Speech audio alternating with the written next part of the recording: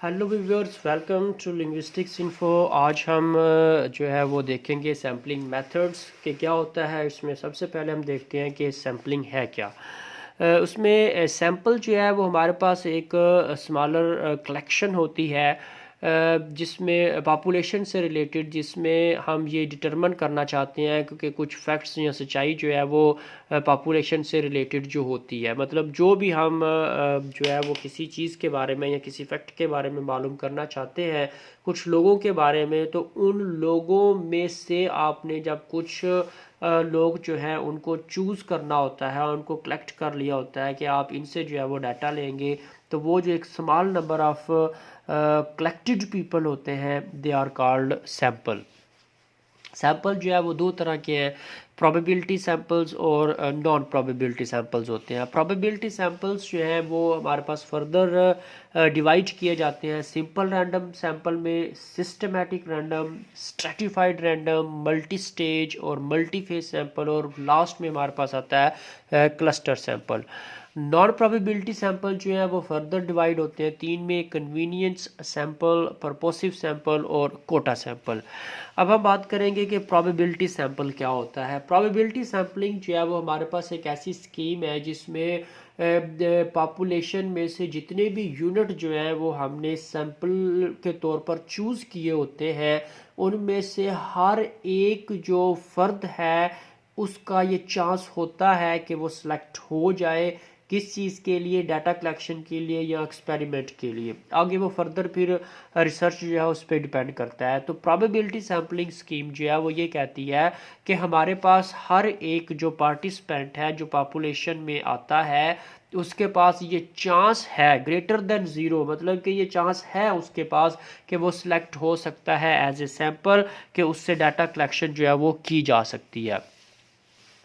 अब जब हम पॉपुलेशन की बात करते हैं कि every element in population does have the same probability of selection, कि हर एक बंदा जो है, हर एक जो यूनिट है, एलिमेंट है, सब्जेक्ट है, जो कि हमने पॉपुलेशन में सैंपल के तौर पर जो है वो कलेक्ट किया हुआ है या चूज़ किया हुआ है, उसके पास ये चांस है कि वो सिलेक्ट हो सकता है। इस चीज़ को कहते हैं EPS, equal probability of selection, यानी कि हर एक जो पार्टिसिपेंट है उसके पास ये चांस है कि ये प्रोबेबिलिटी है कि वो सैंपल के तौर पर सिलेक्ट हो सके। अब ये जो हमारे पास डिज़ाइन है इसको सेल्फ वेटनिंग डिज़ाइन भी कहा जाता है। क्यों? क्योंकि हर एक जो यूनिट है उसको वेट दी जाती है, उसको इम्पोर्टेंस दी जाती है, किसी एक को भी जो है वो निगलेक्ट नहीं किया जाता। अब हम जाते हैं सिंपल रैंडम सैम्पलिंग की तरफ। सिंपल रैंडम सैम्पलिंग जो है ये हम एप्लीकेबल इसको करते हैं जब हमारे पास एक स्मॉल नंबर ऑफ जो है वो या अवेलेबल हमारे पास जो है वो पॉपुलेशन होती है। और सिंपल रैंडम सैम्पलिंग जो है इसमें जितने भी हमारे पास सब सेट्स होते हैं, मतलब ये कि हमने फर्दर जो सैम्पल्स हैं उनको ग्रुप्स में डिवाइड किया होता है।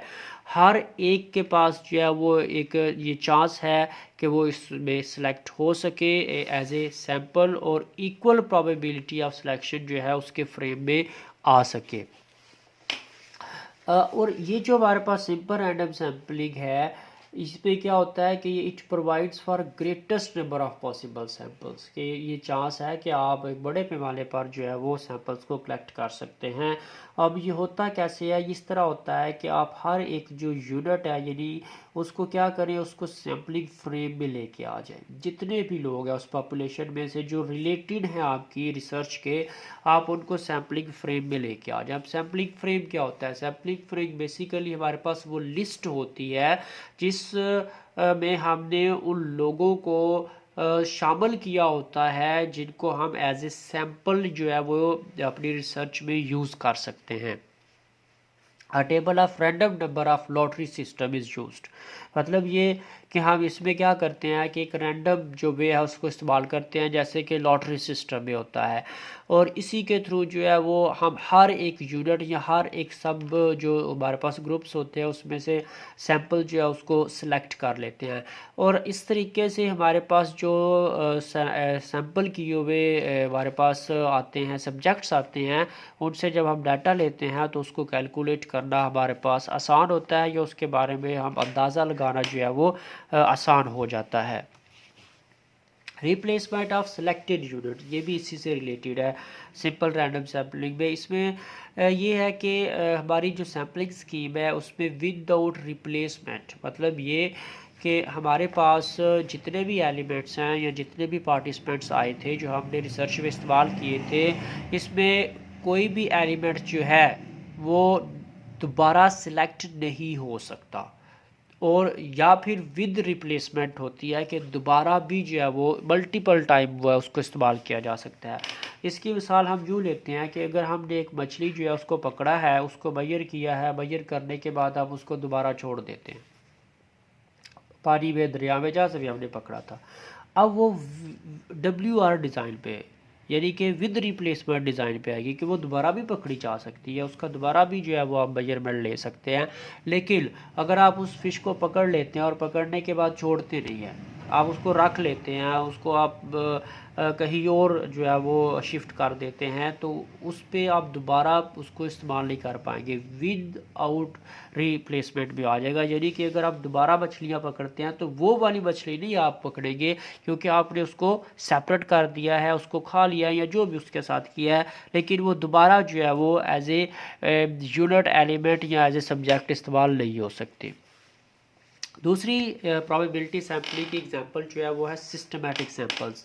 सिस्टमैटिक सैम्पलिंग जो है उसमें हम क्या करते हैं, हम उसमें जितनी भी हमारी टारगेट पॉपुलेशन होती है उसको हम अरेंज करते हैं एक स्कीम की तरह एक ऑर्डर फॉर्म में, या एक सिलेक्टेड एलिमेंट के तौर पर हम जो है वो उसको लेके आते हैं। अब होता क्या है कि उसमें हम एक रेगुलर इंटरवल जो है उसके थ्रू सेलेक्ट करते हैं। मिसाल के तौर पर हम क्या करते हैं, एवरी केथ एलिमेंट, इससे मुराद ये होता है कि हम हर 10वां 8वां, अब वो इट्स डिपेंड अपॉन कि आप नंबर क्या लेते हैं। मतलब ये कि हम ये करते हैं कि हम ये क्या देते हैं कि हमने ये जो लिस्ट है जो हमारे पास सैम्पलिंग फ्रेम था उसमें से जो 10th नंबर पे जो हमारे पास सब्जेक्ट है हमने उसको जो है वो ले लेना। ये सिस्टमैटिक है। Every 10th subject, every 10th member जो है क्या होगा, will be selected for the data collection. ये इसकी एग्जांपल है। ये इस एग्जांपल में हमने क्या किया हुआ है कि एवरी थर्ड पर्सन जो है उसको हमने सेलेक्ट किया हुआ है कि पहले दो को छोड़ देंगे, तीसरे को जो है वो हम चूज़ कर लेंगे, फिर उसके बाद वाले दो को छोड़ देंगे, फिर उसके बाद जो थर्ड आएगा उसको चूज़ कर लेंगे। तो इसमें हमने जो है वो एवरी थर्ड जो पर्सन है या जो यूनिट है या जो एलिमेंट है या जो सब्जेक्ट है उसको हमने चूज़ किया है फॉर डाटा सैम्पलिंग। इसके बाद हमारे पास आता है स्ट्रैटिफाइड सैम्पलिंग। स्ट्रैटिफाइड सैम्पलिंग जो है जिसमें हमारे पास बहुत ज़्यादा कैटेगरीज़ जो है वो आ जाती हैं, उसमें हम सेपरेट स्ट्रेटेज जो है वो बना देते हैं, मुख्तलिफ़ किस्म के हमने ग्रुप्स जो है उनको बना दिया, वहाँ पर हम स्ट्रैटिफाइड सैम्पलिंग का इस्तेमाल करते हैं। इसमें होता ये है कि जितने भी हमारे पास ग्रुप्स हैं उनमें हम जितने जो सैम्पल्ड जो हमारे पास पॉपुलेशन होती है हम उनको जो है वो रैंडमली सिलेक्ट करते हैं। मतलब ये कि हमारे पास एक पॉपुलेशन थी, हमने उस पॉपुलेशन को फर्दर ग्रुप्स जो है उसमें डिवाइड किया, फिर उन ग्रुप्स में से हमने जो है वो रैंडम सिलेक्शन करनी है अपने डाटा जो है उसके कलेक्शन के लिए। जब आप using same sampling fraction for all strata ensures कि आप हर एक जो ग्रुप है उसमें से एक ही रेशो के हिसाब से जो है वो सैम्पलिंग करोगे, तो इसमें होगा क्या कि जो भी रिप्रेजेंटेशन होती है वो एक मुनासिब अंदाज के साथ हर एक ग्रुप जो है जो इंटरेस्टेड ग्रुप है जिससे आपने डाटा कलेक्शन करना होता है उसमें से आप क्या करते हो, आप डाटा कलेक्शन कर लेते हो। तो ये स्ट्रेटिफिकेशन में आ जाएगा कि आप जितने भी ग्रुप्स जो आपने बनाए थे उनमें से आप इक्वल रेशो के साथ एक अप्रोप्रिएट जो एक मुनासिब नंबर के साथ हर एक जो हर एक जो सब ग्रुप है, हर एक जो स्टेटा आपने बनाया है उसमें से जो है वो आप सैंपल ले लोगे।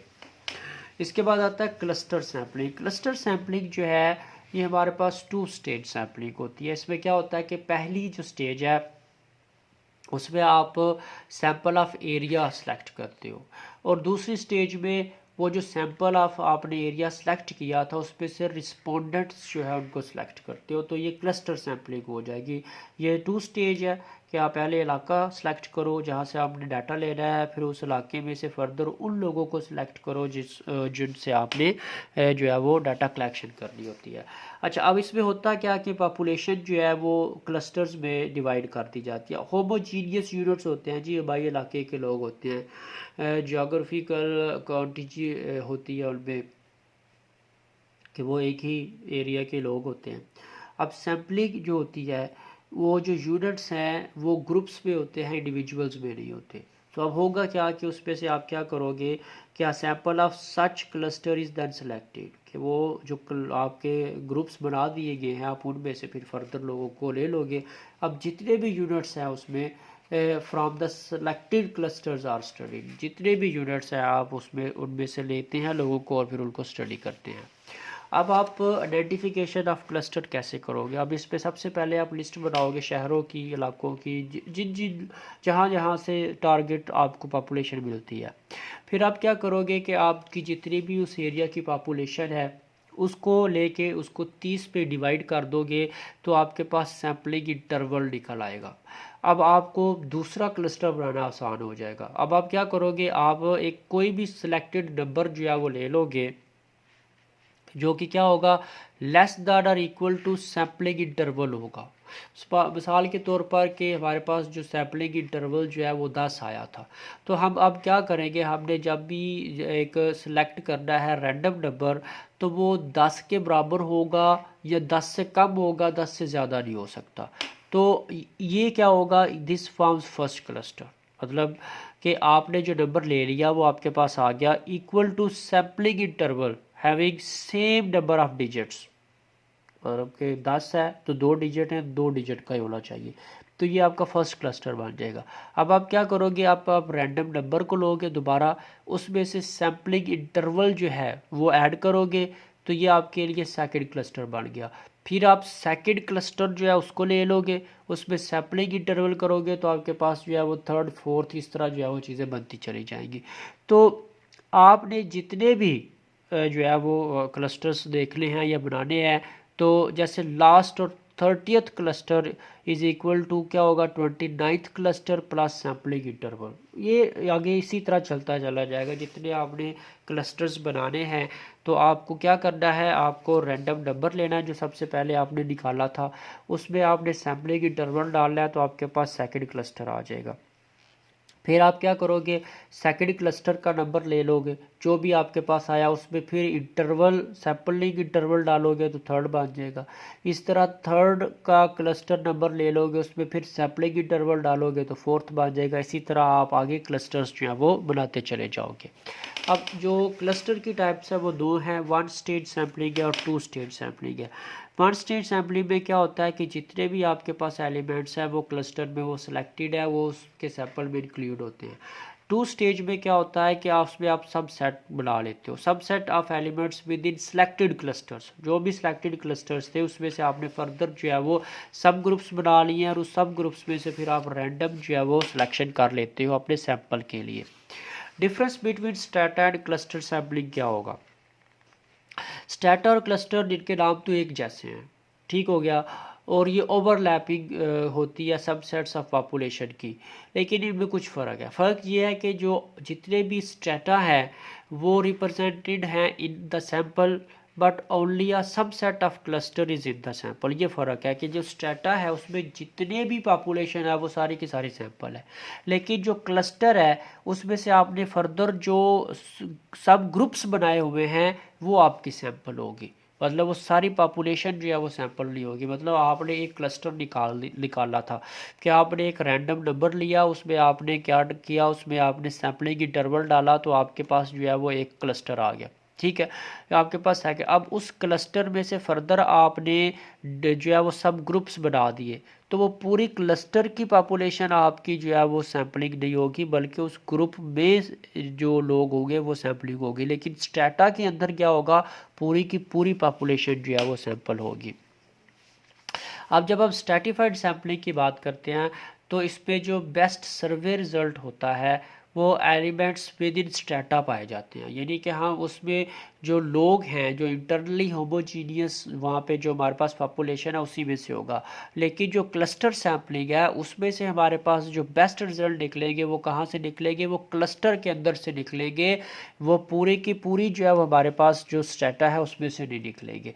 तो इसमें जो एलिमेंट विद इन क्लस्टर्स होंगे आर इंटरनली हेट्रोजीनियस। तो ये इनके अंदर फ़र्क है कि हम जो है वो जो स्ट्रेटा की पॉपुलेशन होगी वो ओवरऑल देखी जाएगी, लेकिन जो क्लस्टर की होगी उसमें जो हमारे पास सब फील्ड्स होंगे या सब सेट्स होंगे उनमें से हम इनको निकालेंगे। नेक्स्ट हमारे पास मल्टी स्टेज सैम्पलिंग है। ये सैम्पलिंग जो है वो कम्प्लेक्स है क्लस्टर की निस्बत। इसमें दो या दो से ज़्यादा लेवल्स जो है वो होते हैं। पहली स्टेज पे क्या होता है कि रैंडम नंबर पे हम इलाकों का इंतखाब करते हैं, फिर उसके बाद क्या होता है कि उसको फॉलो करते हुए जो कि हमने रैंडम इलाकों का इस्तेमाल चूज़ किया था उनमें से फिर फर्दर रैंडम चूज़ करेंगे। मतलब ये कि पहले हमने डिस्ट्रिक्ट किए थे रैंडम, फिर उस रैंडम डिस्ट्रिक्ट में से हमने रैंडम टाउन्स या विलेजेस करने हैं। तीसरी स्टेज पे क्या होगा कि हमने वो जो रैंडम विलेजेस या टाउन्स किए थे उसमें से फिर फर्दर हम रैंडम जो हाउसेस हैं उनके ऊपर चले जाएंगे। तो इसमें अल्टीमेट यूनिट्स जो होते हैं वो क्या होता है, वो लास्ट स्टेप होता है जिसको सर्वे किया जाता है, जो कि घर होंगे। अब ये जो टेक्निक है इसमें होता क्या है कि इसमें हम रैंडम में से रैंडम को निकालते हैं। मतलब ये कि पहले रैंडम डिस्ट्रिक्ट थे, फिर रैंडम जो है वो हमारे पास आ जाते हैं टाउन या विलेजेस, और फिर उसमें से रैंडम हाउसेस आ जाते हैं। तो ये रैंडम में से रैंडम जो है वो निकाला जाता है। तो इसमें बड़ी हद तक चांसेस क्या होते हैं इस चीज़ के होते हैं कि आप प्रॉबेबली एक बेहतर जो है वो सलूशन निकाल लेंगे या बेहतर चीज़ें होंगी, उसमें किसी किस्म का कोई प्रॉब्लम नहीं हो सकता। मल्टी फेज़ सैम्पलिंग जो है ये मल्टी स्टेज की तरह नाम के एतबार से जो है वो लगती है कैसे ही है। मल्टी फेज़ सैम्पलिंग जो होती है ये यूज़फुल होती है जब हम frame lack auxiliary information but could be use to stratify the population और to screen out part of the population. मतलब ये होगा कि हमारे पास जो है वो पॉपुलेशन है, लेकिन उस पॉपुलेशन के साथ जो एडिशनल हमारी रिक्वायरमेंट थी वो एग्जिस्ट नहीं कर रही उनके साथ। तो हम क्या करेंगे, हम जो है वो उसी पॉपुलेशन जो है उसको क्या करते हैं, उसको फेजेस में जो है वो डिवाइड कर देते हैं और फेजेस में उनसे डाटा ले लेते हैं। मोस्ट कॉमन फॉर्म जो मल्टी फेज सैम्पलिंग की है वो टू फेज सैम्पलिंग है, या तीन हो सकती है, इससे ज़्यादा भी हो सकती है। अब टू सैम्पलिंग में जो है वो हम क्या करते हैं, टू सैम्पलिंग में हम ये करेंगे कि हमने जो है वो पहले जो डाटा लिया था वो पूरी पॉपुलेशन से लिया, फिर दूसरी दफ़ा जो हम डाटा लेंगे वो क्या करेंगे, वो एक पर्टिकुलर जो ग्रुप है उससे ले लेंगे, पूरी जो पॉपुलेशन है उससे नहीं लेंगे, उसके कुछ हिस्से से ले लेंगे। तो अब ये काम एट ए टाइम भी हो सकता है कि आप पूरी पॉपुलेशन से भी डाटा इकट्ठा ले लें और कुछ लोगों से दूसरा हिस्सा जो है वो भी उसी टाइम जो है वो डाटा ले लें, या ये हो सकता है कि आप कुछ अरसे के बाद या कुछ टाइम के बाद भी उनसे डाटा ले सकते हैं। नेक्स्ट हमारे पास जो टाइप थी वो थी non probability sampling. Non probability sampling जो है उसमें हमारे पास जितने भी हमारे पास एलिमेंट्स हैं सब के सिलेक्ट होने के चांस नहीं होते। मतलब कि आउट ऑफ कवरेज हैं या अंडर कवर्ड होते हैं, कि सारे जो लोग हैं उनमें ये चांस नहीं होगा कि उनको आप जो है वो एक्यूरेटली अप्रोप्रिएटली सबको जो है वो लेके आ सकें। अब इसमें होता क्या है कि सिलेक्शन जो एलिमेंट्स है वो किस चीज़ पे डिपेंड करती है, कि जो पॉपुलेशन है जो कि इंटरेस्टेड पॉपुलेशन है इसके लिए रिसर्च के लिए वो क्या है उसको देखा जाता है। कि यानी कि आप क्राइटेरिया देखोगे कि किस क्राइटेरिया के ऊपर जो है वो आप अपने पॉपुलेशन का इंतखाब करें। फॉर एग्जांपल कि we visit every household in the given street and interview the first person to answer the door. के जो भी बंदा आएगा आप उससे जो है वो ले लेंगे, इसमें किसी किस्म का कोई क्राइटेरिया जो है वो सिलेक्टेड नहीं होता। तो इसमें जो है वो आप पहले घर जाते हो, उसकी बेल देते हो, जो भी पहले बंदा बाहर आएगा आप उससे इंटरव्यू कर लोगे। अब इसमें ये नहीं होगा कि अच्छा जी ये क्राइटेरिया पूरा उतरता है या नहीं उतरता, कोटा सैम्पलिंग में इसमें हमारे पास नॉन प्रोबेबिलिटी सैम्पलिंग में ये है कि इसमें हम फिक्स्ड जो है वो कर लेते हैं कुछ लोगों को कि जिससे आपने डाटा लेना होता है। और इसमें वो फिक्स्ड लोग कौन से होते हैं जो किसी एक सर्टेन क्राइटेरिया पर पूरे उतरते होंगे, यानी कि कुछ ख़ास फीचर या करैक्टरिस्टिक्स जो हैं वो उन लोगों के साथ अटैच होंगी जिनसे आपने जो है वो डाटा लेना है और वो आपके इंटरेस्ट की जो है वो होगी। फॉर एग्ज़ाम्पल एक रिसर्चर जो है वो कंडक्ट करता है नेशनल कोटा सैंपल जो है वो उसमें अपने रिसर्च के अंदर। तो इसमें ये क्या होगा कि you might need to know what proportion of the population is male and what proportion is female, so as well as what proportions of each gender fall into different age categories, race और ethnic categories, educational categories। ये तो फिर आगे जो है वो change होता चला जाएगा कि नेशनल लेवल पे जो कोटा सैम्पलिंग है वो यूँ होती है कि मेल कितने हैं, फीमेल कितने हैं, उसमें से फिर पढ़े लिखे कितने हैं, आगे उनकी उम्रें क्या हैं, कितनी कौन किस नस्ल से जो है वो ताल्लुक़ रखता है, ये सारी जो है वो आगे फिर हमारे पास जो है वो कोटा के अंदर आ जाएगी कि कुछ सर्टन करैक्टरिस्टिक्स जो हैं वो कुछ लोगों के साथ अटैच होती है। कन्वीनियंट सैम्पलिंग जो है ये हमारे पास अपॉर्चुनिटी सैम्पलिंग, ग्रैब सैम्पलिंग होती है, एक्सीडेंटल हैप्पैज़ार्ड सैम्पलिंग है। मतलब ये कि इसमें नॉन प्रोबेबिलिटी सैम्पलिंग की वो टाइप है कि जिसमें आप ये देखते हो कि हमारे पास इन हैंड क्या है, कि जो भी आपको मिल गया है आप उससे डाटा जो है वो कलेक्ट कर लेते हो, जो भी आपको अवेलेबल है वो आपके लिए एक जो है वो एलिमेंट या सब्जेक्ट बन जाएगा।